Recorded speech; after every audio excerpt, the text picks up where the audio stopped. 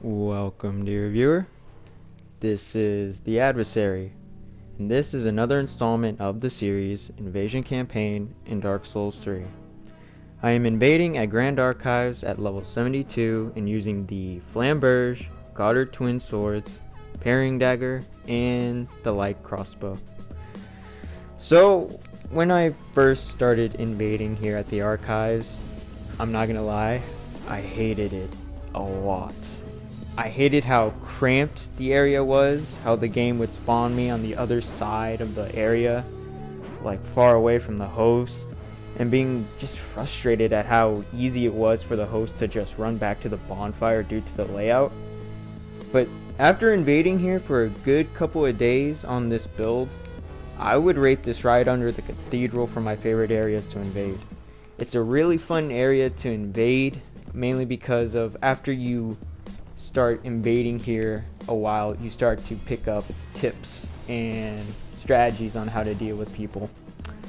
But you know, I think it is a tough area to invade for the first time. At least for me it was, but it's, you know, it gets easier over time. But if I had to assume some reasons why it was difficult for me, it's a couple of things. One thing that's different of this area compared to other areas that I've invaded was that the layout was a lot more cramped compared to the other ones that I've invaded so far. So I really had to shift a lot of attention on where my footing was, because there's this leads to my second point. There's a lot of random corners and like tiny alleyways and just random things jutting out of the wall that can sometimes trap you for a moment. And if you're not careful, you're gonna get R1 to death if you get caught. So it's really one of these layouts to where you really have to pay attention to where you are. But that also goes in tandem with, it's also an advantage for you, because you can also do that to a host or phantom, should they be caught alone, of course. You just have to be aware and decide if it's smart to hold your ground or retreat to another spot. Now, because of the layout of this map, it comes with a lot of choke points, which is something that you really have to take advantage of when you're invading here, since you keep control of the invasion and the pace. And my third reason why I had some trouble here was the enemies here. They're not bad, but are pretty weak, at least early on in the level, and the tougher enemies are kind of found later on in the level. And you know, just keep in mind when you're invading here that, you know, it is gonna be different. It is kind of more difficult than other levels because of how like compact it is compared to other ones. So don't be discouraged. I know I was when I first started invading here. I was like, why do people like this area? You know, because of the points I listed and some other things. But you know, after you start invading here, you start to use those things to your advantage. You know, you just got to be aware. You have to be a lot more cautious of where you are and like where your standing is. And you know, after a while, it starts just becoming natural. That could be said about a lot of areas that you're going to be invading if you are an invader.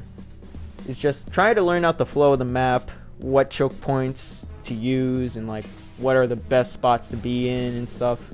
Because after a while you start getting better at the level and stuff, and that kind of helps out with being an invader, being exposed to so many layouts and areas. So that's one thing I learned as being a novice invader. And I'm using the parrying dagger, but you know, I'm no parry god, but I land a couple. But anyways, I'm going to be using a kind of new thing for this video, where I'm going to be rating the enemies mainly for the invaders' use. So we have three categories. We have the minor, the major, and the elite. Enemies that have the minor rating are basically the fodder enemies that are found in the level, or are relatively weak alone, but are a threat when they're in a group. Majors can be considered the generals of the tier list with their high HP and attack, and if you find yourself next to one, they're indispensable. And last but not least, we have the elites, which are a huge ally to an invader and a serious threat to the host and phantom. They are often the enemies that are once defeated, they stay defeated, and as an invader, should you have an elite enemy in the host world, try your best to use them to your advantage while they are alive. Now, let's go through the miners real quick. We have the Scholar, Thrall, Corvian Storyteller, Man Grub, and Hollow Soldier. Now, the two most prevalent enemies that are going to be in this area are the Scholar and the Thrall. You'll see the Hollow Soldiers at the final stretch to the boss room, but the Man Grub and the Corvian Storyteller are kind of tucked away on the map, with the Grub Man being found on the rafters at the top of the archives, and the Storyteller is found on the outside of the archives on a ledge. So there's something you should keep in mind as an invader when you're trying to use the Scholar enemy. There are actually two variants, and the one without a flame cannot use any spells. They only do melee attacks in their wax attack. They have 387 HP, and the ones with the flame on their head are the ones that can do some sorceries like Soul Arrow and a barrage of Soul Arrows. And they have the same melee attacks as the ones without a flame, and you know, they have their signature wax attack. They also have 871 HP, so they're more stronger than the unwaxed version. Now, the most useful attack that the Scholar has is the wax attack, which builds up kind of like an invisible bar, and when enough wax has accumulated, it kind of procs this other effect to where the player will not be able to roll or anything, and they'll be really slow. They'll just like do a little jig, and that's when you as an invader should wail on the poor fool.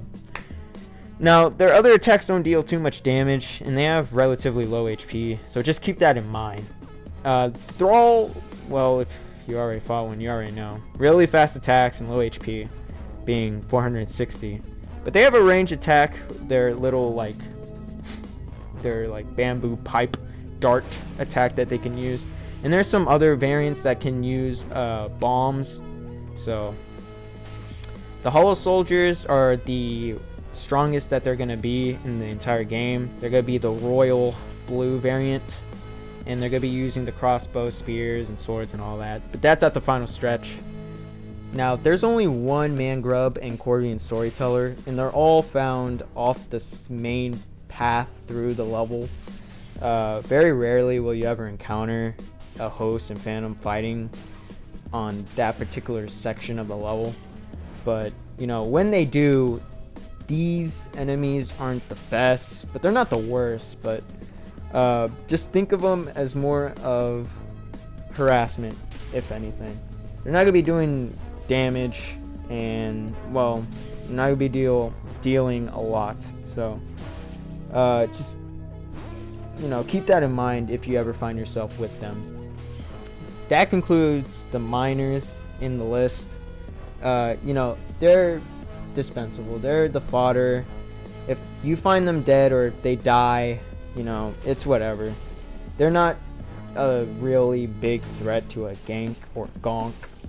You know, they'll just do chip damage and just view them as, you know, free hits basically against the host and phantom.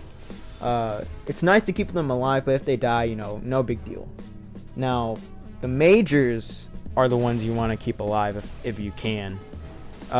These are the heavy hitters for the most part. They have a lot of HP, really aggressive, a lot of varying attacks. And I know what you're thinking, pretty much. Why is that Corvian, the bottom right, a major?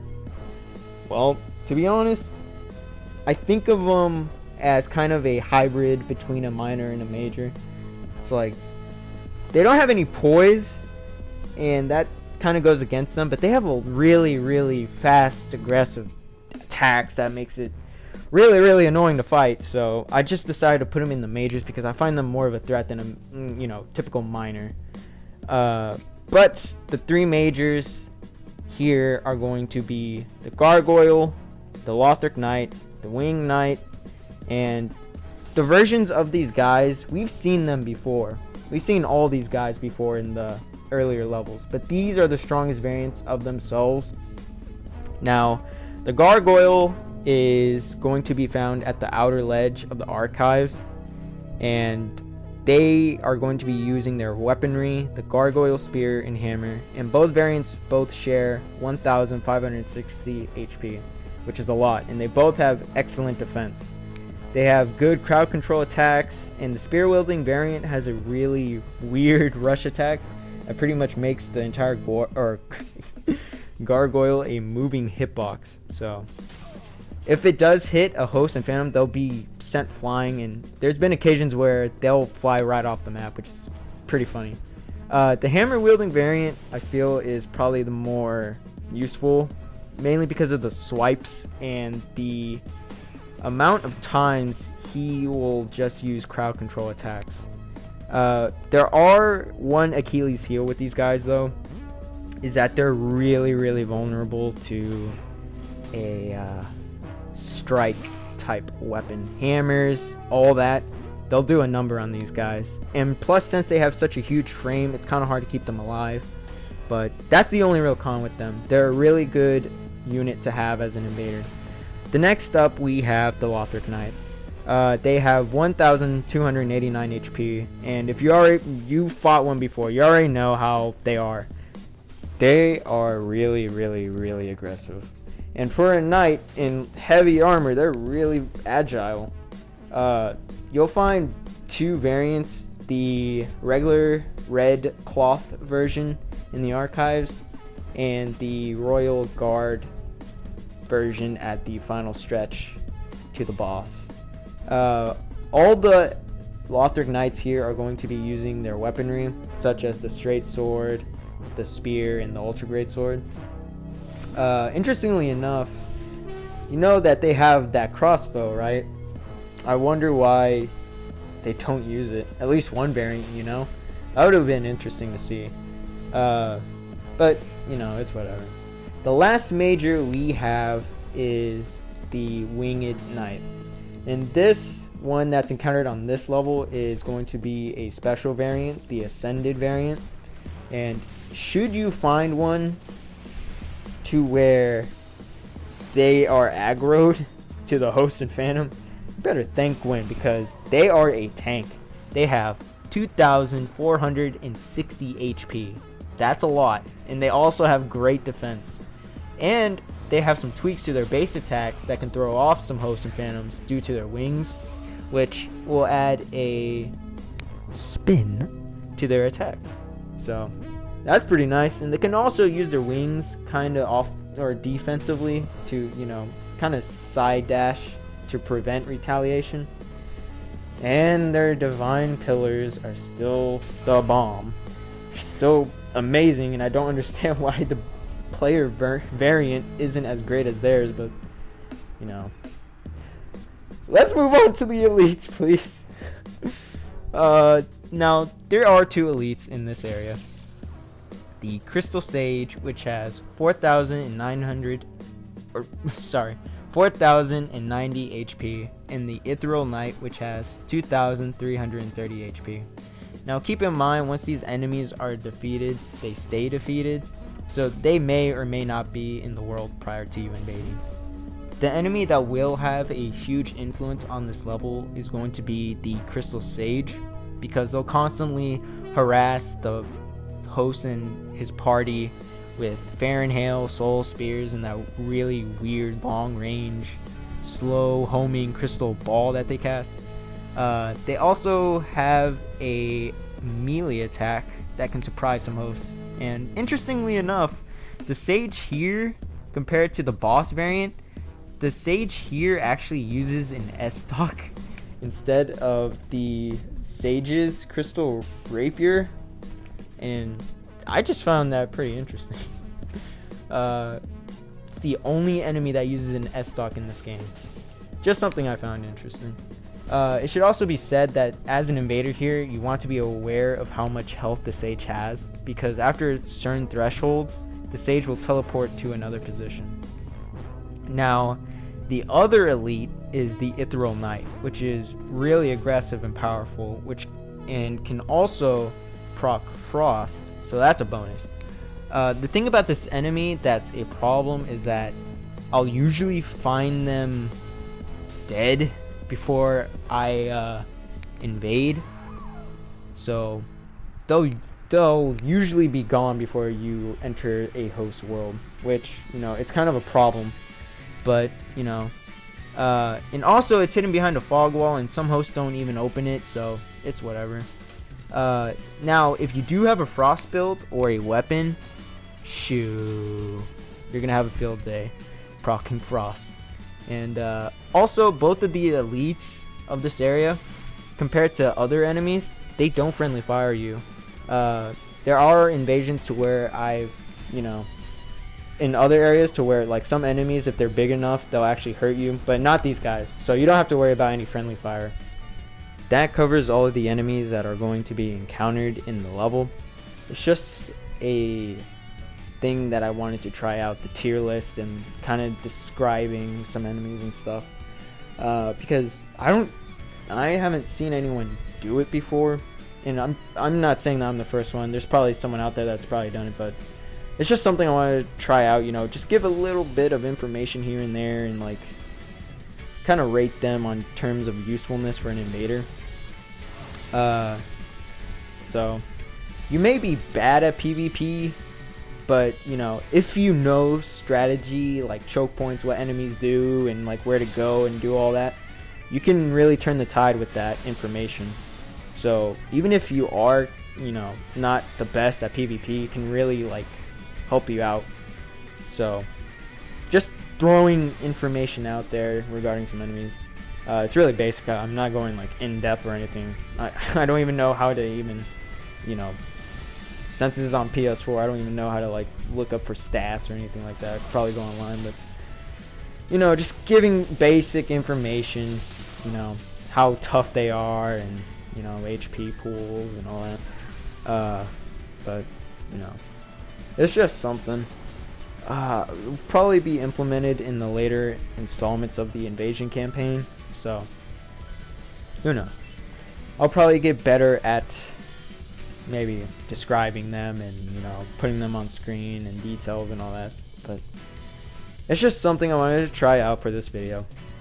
And now for my build, it's at level 72. All weapons here are +8.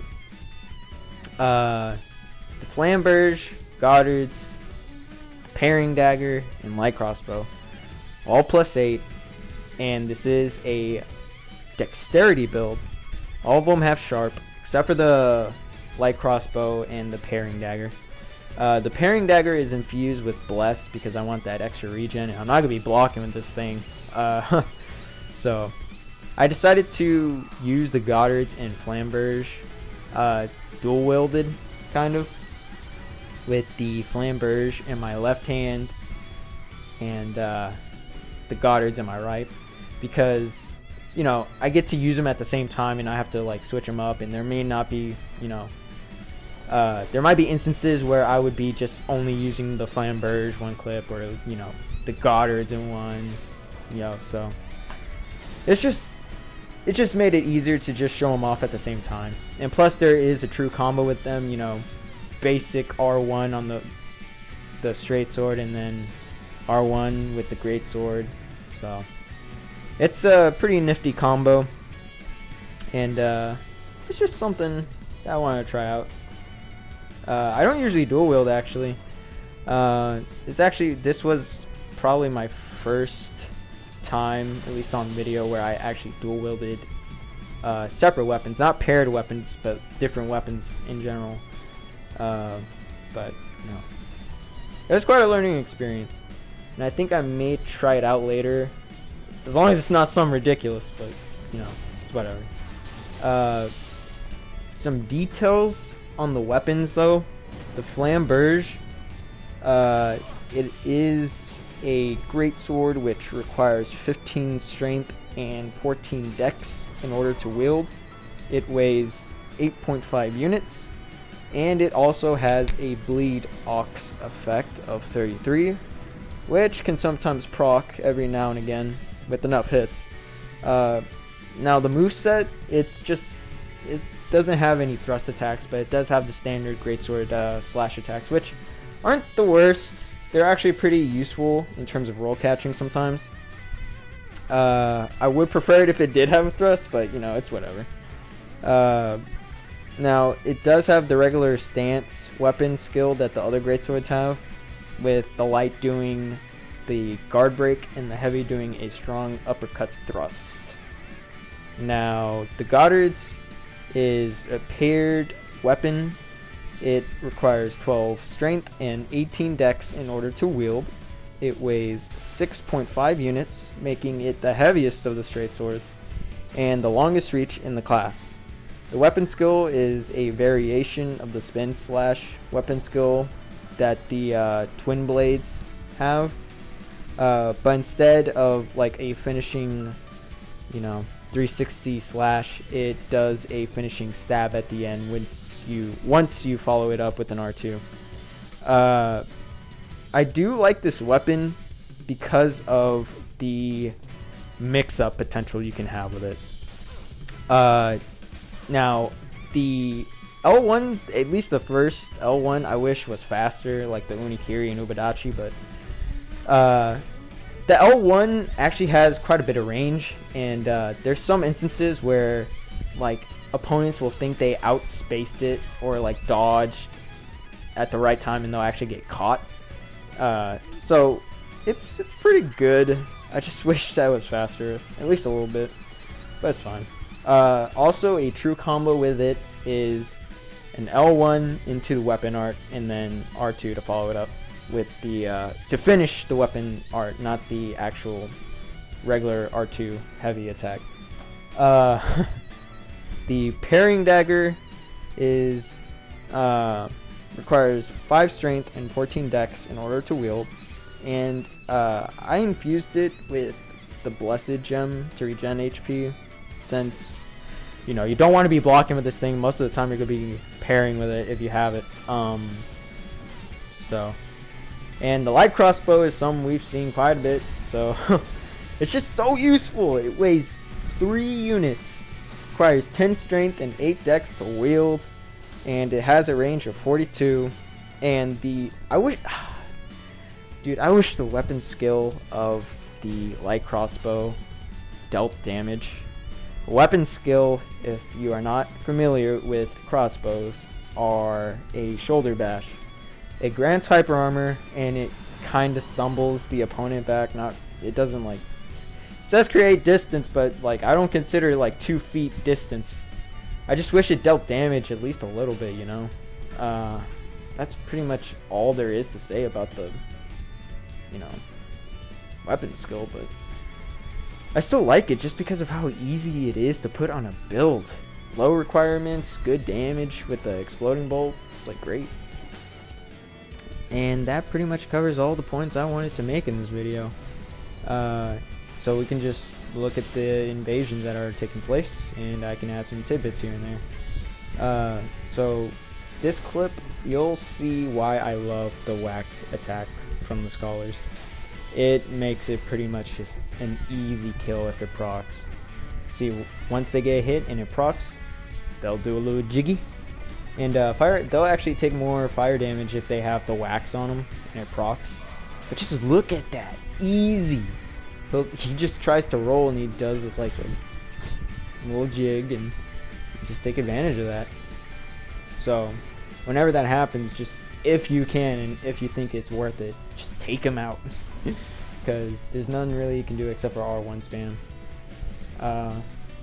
And the thing about this little area in this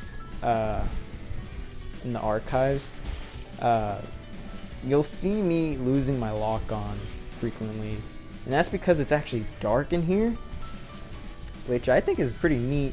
It's pretty novel to have something like that. I just kind of wish it was, you know, kind of wish there was more areas like this, kind of. Maybe not using necessarily this mechanic of like short distance to lock on, but you know, it's pretty interesting. So if it looks kind of dumb when I do some stuff in that area, it's because I lose lock on or I can't lock on. Just be aware of that when you're invading here too, whenever, and this is just a fun encounter. just keep in mind that when you're in that little dark area, you're gonna be kind of struggling to lock on to some people. So 4-man gonks. I call them gonks because these guys aren't ganking per se. They're just going through the level and you just happen to be there. I don't know what was going on with this lag. Usually that type of lag usually ends up being the death of me, but it's whatever.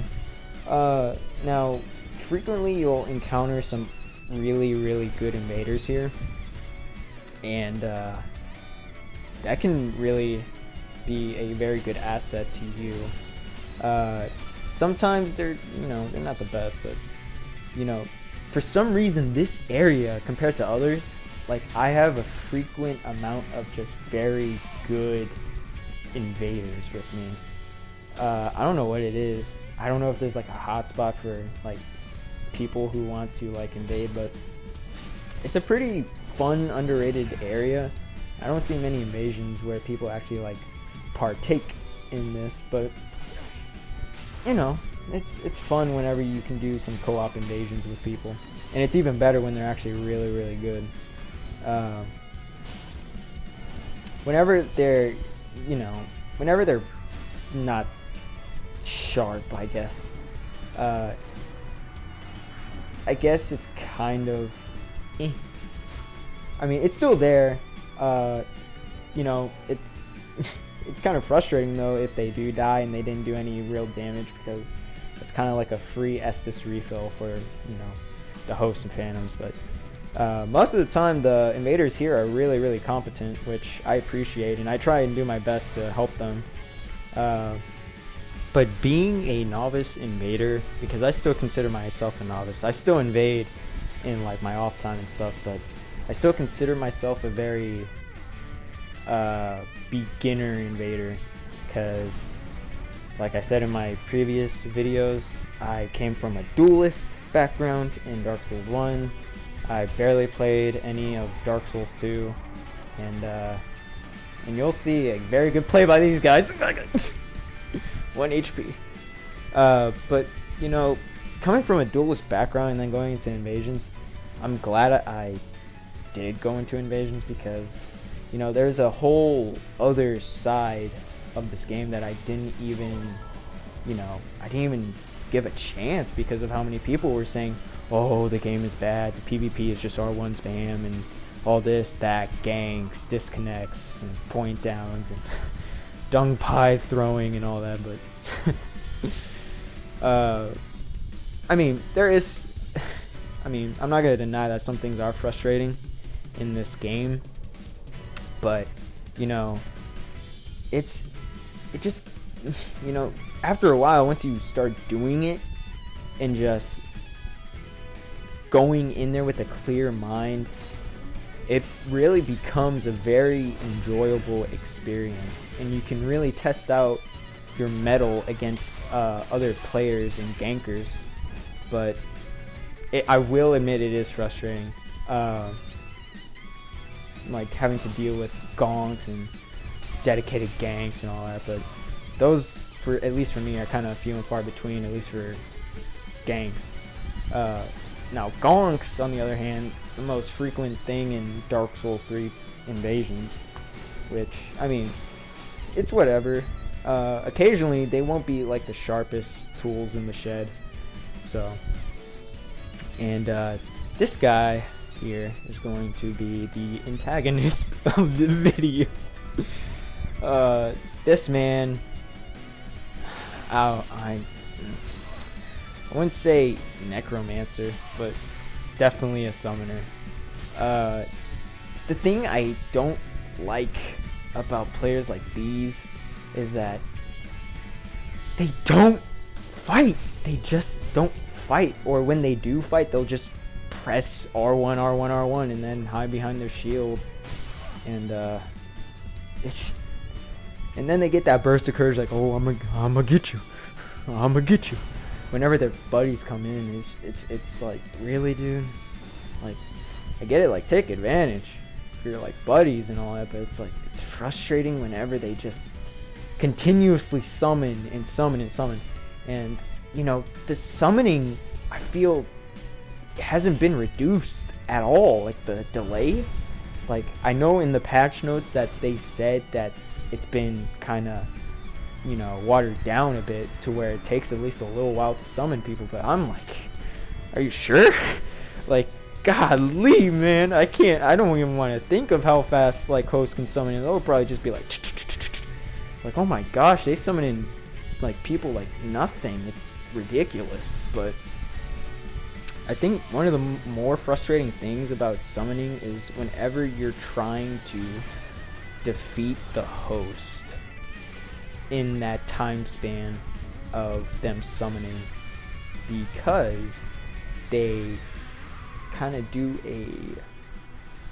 the game makes a lag spike happen, and it's frustrating whenever you just see them like putting on rollerblades and just like sliding around and stuff, and then, you know, you take like 12 hits out of nowhere or something. I mean, you could do that to the host too, but it's like, it's frustrating. I kind of wish that they show details on the, like, cooldown for summoning, but it's just one of those things you have to deal with in invasions. After invading for a little bit, you know, I've gotten used to it. I mean, you know, it's still frustrating, but I've gotten used to it. I think a very hard thing to overcome when trying to get in invasions has got to be the mindset. The mindset of you. Let me explain this. I think it's very influential what big people in the community say, such as, like, I'm not gonna name any names, but, you know, people always say, like, oh, this game is trash, I'm moving on, like, if you play this, then you're dumb, or this and that. But, you know, it's not, you can't just take their opinion and think it's, you know, right. You have to make that decision on your own. And I'll be straight up honest, like, there are some times where I just do not want to play the game, to where I just want to, like, literally, after a defeat, I want to put down my controller, look at the screen, and just shut it off, just completely not play it. But, you know, I come back to it, and whenever I win, like a gonk or gank or something, it's very rewarding in that aspect, way more than a duel, because fighting one person is one thing, but fighting 4 people, even if they're bad, like, one mistake and you're gonna get stun locked to death. So you have to be highly aware of, like, what you're doing and what weapons you're going up against and using. So it's, you know, if you have not tried Invasions, give it a shot. I did, and I'm loving this game so far. I mean, granted, you know, I have to take breaks here and there because I'm gonna rage one of these days. But, you know, whenever you win, I promise you it's a lot better than winning in a duel. So that's just one of the main obstacles you have to overcome into first getting into Invasions. At least if I had to describe my type of, you know, introduction to Invasion. And there's a lot of people out there on YouTube now who are, like, becoming, you know, who are filling up the gap left behind by big Dark Souls YouTubers. And they have a much better mentality over this game than I think a lot of the hotshots have. Mainly because, like, they'll criticize the game and the invasions, but, you know, they always are optimistic of the game and try and make it fun and unique, and, like, try and have a story with each invasion, which I admire so greatly. But, you know, again, just, you know, I would recommend, if you were going to start invading, I would say, for me, the easiest time I've had invading has got to be the Cathedral. there's plenty of paths and enemies in the area to where, you know, you can just take advantage of. And it's kind of, you know, it's expansive and stuff, and it's kind of a long way for the host to run away and summon back phantoms. Quick thing right here. I don't know if anyone's made a video about it, but the way I throw bombs is, I don't know if it does anything, and I don't know if it, like, I feel like, I don't know if it's placebo or what, but whenever I throw a bomb, I do this little thing to where I'll kind of reset the arc of the bomb to where it will, if I had to describe it, I would lock onto an opponent, right? And I would press the throw button for the bomb. And then right before, like, my character throws it, I would unlock and then lock back on, because I feel like that resets the trajectory of it. I feel like it sounds stupid, I know, but like, it works. It works for me. Like, if they roll to the side, I can catch them, like, in their roll. Just a little tip that I've noticed using bombs and stuff, that you may want to try. I don't know. I don't know if that is true, but I feel like it, man. I feel like it works. Anyways, you know, going back to invading again, because I have been on kind of a hiatus, and I do have to go back to school, which is always fun. I've just kind of been staying away from Dark Souls for a little bit, just so whenever I go back to it, I'll be, like, you know, quote unquote in love with it again. And I kind of want to go back into it, mainly because I have ideas of the game,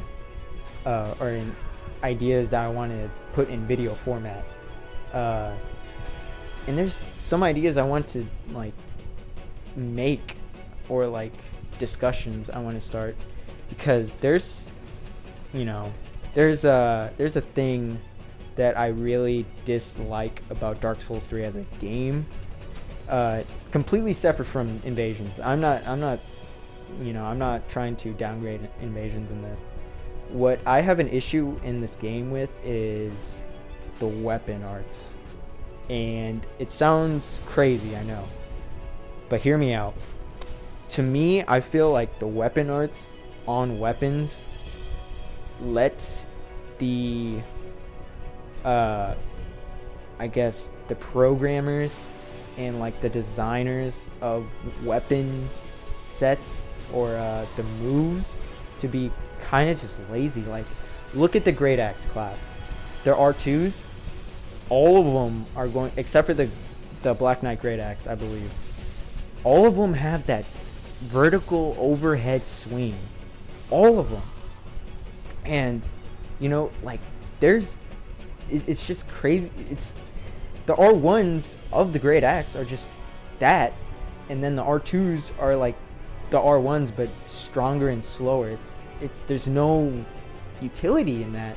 That's why I like the partisan and, like, spears that have slashing attacks, because they have pokes, they have the weapon art, they have slashes and all that. It's utility. And Great Axes, I'm like, what's going on there? All of them have, like, the same R2s. And you know, there's some weapon arts that I would want to adjust. Like, maybe I could talk about that in another video when I, like, get to that weapon in particular. Like the Earth Seeker, like, just to give an example, like the Earth Seeker, if I had to change that weapon, since it's a double-bladed Great Axe like the Black Knight Great Axe, why don't you give it that moveset? Like, at least R1s, you know? Like the side-to-side R1s are one-handed, and then, like, the two-handed does the, like, parallel slashes and all that. And, like, give it a unique move from the enemy that uses it, you know? Like, the enemy that the Millwood Knights that wield this weapon do slash attacks, and it's like, why is it when the player uses that weapon, they can only use the standard vanilla dull R2s of the Great Axe? It's like, you know? Not only would I change that, the weapon art, the weapon art is just so, I don't even know. I don't want to say it's bad, it's just, it's lackluster. If I could design it differently, I would design it to the way that the Millwood Knights use it, to where like, take for instance the Dragon Slayer Sword Spear. I think this is probably the best example I can think of. You know how the Dragon Slayer Sword Spear, like, they do a casting animation for the weapon art, and then like a falling thunderbolt comes down where that opponent is. Well, why don't the weapon art on the Earthseeker do that? To where, like, you know, you do the standard animation, you thrust the axe into the ground, and then around the enemy or player, it'll do that earthquake effect, and then launch it. And then, like, that's if you lock on, and if you're unlocked, the AoE will appear in front of you, you know? It's like, I don't know if you can, like, picture that in your mind, but if you know, if you want to know in detail, I guess I can, you know, I guess I can comment that in the comment section. But if you know what I mean, like, don't you think that's a little better than what it is, at least, you know? What I'm trying to say is that I feel like the weapon arts just made the designers of weapons just bland, you know? Like, all of the great axes have same R2s except for like one, and like they give a weapon a quote unquote unique weapon art and just call it a day. Like, no, like, give it some oomph, give it personality. Just don't, because most people don't even use the weapon arts. At least, like, the players that I fight, they don't use the weapon arts, at least not occasionally. It's just,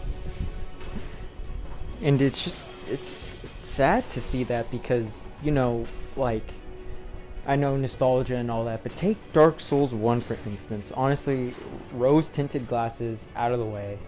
Like, think of how many weapons had so many unique R2s, and like, picture that in Dark Souls. Like, look at the great axes of Dark Souls 1, and can you imagine the movesets on those great axes, on the axes that we have in Dark Souls 3, or at least like different R2s, you know? Like, where are those, you know? It's crazy to me. And there's exclusion of weapons, and I'm like, where's the Silver Knight spear and sword? But it's done. It's done. I feel like From's just done with Dark Souls, and I feel like this kind of shows that they were done, and it kind of shows in some aspects. And I think it's the most prevalent, at least for me, to see how done they were with the movesets and stuff. You know, it's much easier to just copy and paste the moveset onto another weapon and just give it a, you know, quote unquote unique weapon art, and then just call it a day. Which, I mean, for some weapons, you know, like the straight swords and stuff, like, I'm okay with that, you know. I'm kind of okay, because I couldn't honestly think of any other, like, different, you know, attacks I could put for straight swords, except for, okay, another example.